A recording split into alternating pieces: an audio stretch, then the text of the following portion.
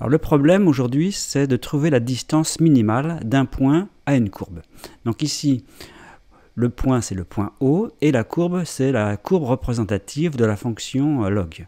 Donc ici, on a un point M sur cette courbe, et on cherche la position du point M qui rend minimale la distance de O à M. Alors ici, ce qu'on peut faire, c'est le voir avec GeoGebra.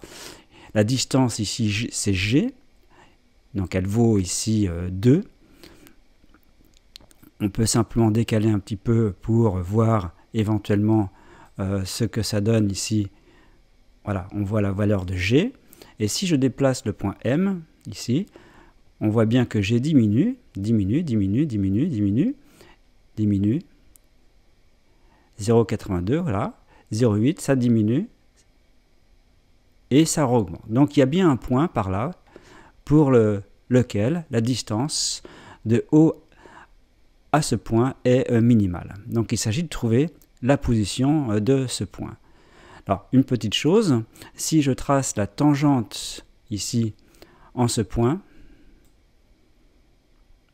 on peut faire des conjectures sur cette tangente.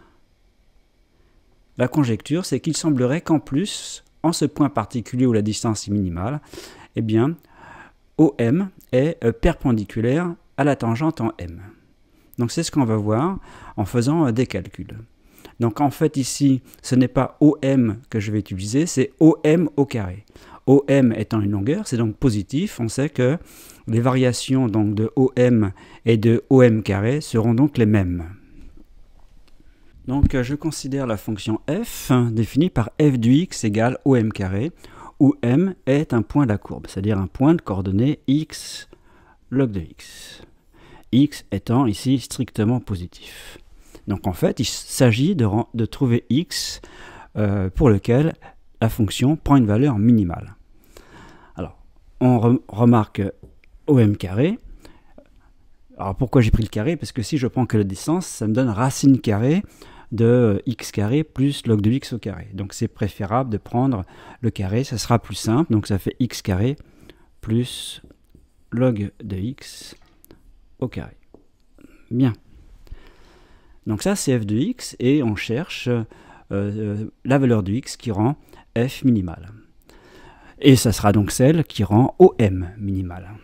Alors regardons comment on fait pour trouver la valeur. Donc il suffit de faire les variations de la fonction f. Donc faisons les variations de la fonction f. On fait la dérivée et on fait la dérivée de log de x au carré. Donc ça c'est de la forme u carré. La dérivée de u carré, c'est 2u'. 2. Donc la dérivée de log de x, c'est 1 sur x. Ça donne ça. Voilà, on va réduire ici au même dénominateur. On peut mettre 2 en facteur. Et ça fait x carré plus log de x sur x. Donc voilà ce qu'on trouve dans un premier temps sur la dérivée. Alors, il faut le signe ici du numérateur, puisque f' est du signe de x carré plus log de x. Alors, encore une fois, on est exposé à un problème, hein, c'est que le signe ne se fait pas directement, et pour faire le signe, on va faire les variations de f'. Alors, plus exactement, pour le signe, on va faire les variations de cette fonction ici, qui est le numérateur, c'est-à-dire x carré plus log de x, donc cette fonction-là auxiliaire, je vais l'appeler g. Et en le signe de g, ça sera le même que celui de f'. Alors voilà la fonction g. Si on fait donc g', ça fait 2x plus 1 sur x. Alors là, c'est assez simple, dans le sens où, comme x est strictement positif, 2x plus 1 sur x est également strictement positif. Donc on est sur 0 plus l'infini. G'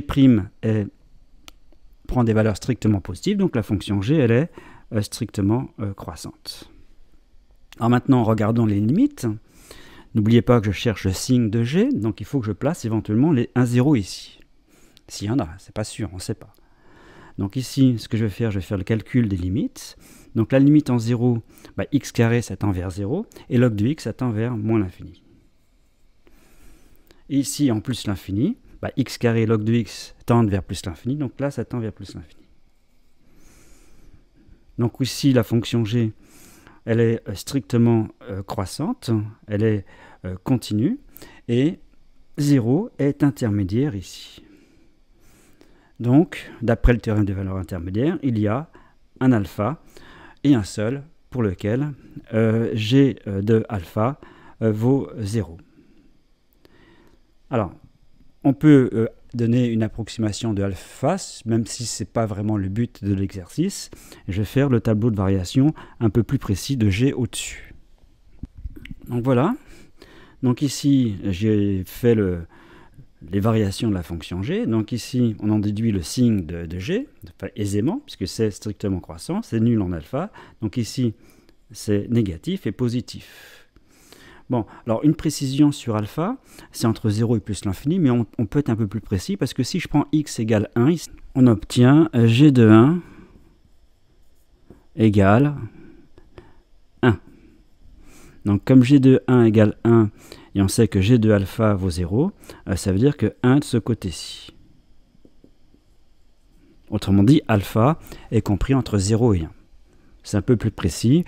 Ça, c'est ce qu'on avait vu sur la courbe avec GeoGebra. Donc là, on obtient le signe de G. On a dit que le signe de G, c'était le signe de f', et donc on obtient les variations de f. Donc la fonction f, elle est décroissante, puis croissante.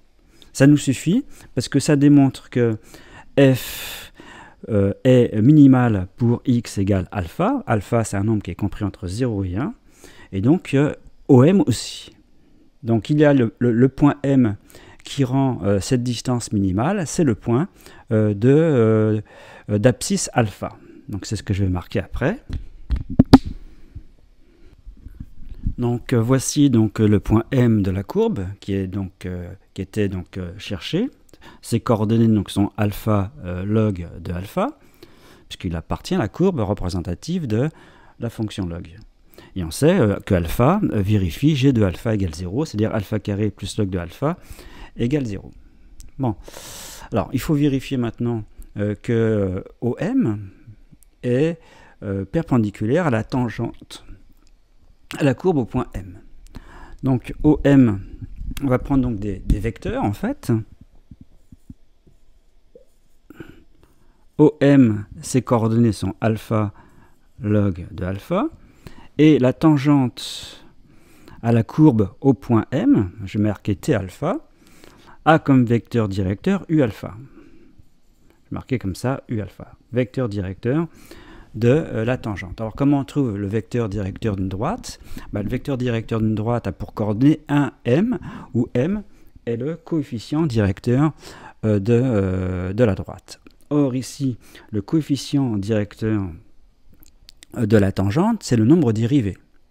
Alors le nombre dérivé, ici il s'agit de la courbe représentative de la fonction log. La dérivée de log, c'est la fonction inverse. Donc ici, le coefficient directeur de la tangente en alpha, c'est 1 sur alpha.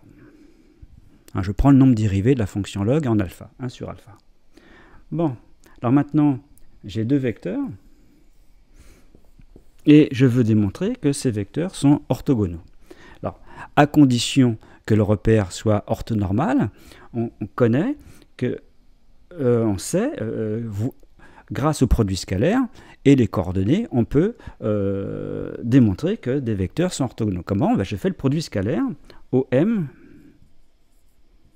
scalaire U alpha. Le produit scalaire, c'est xx' plus yy', donc c'est alpha fois 1 plus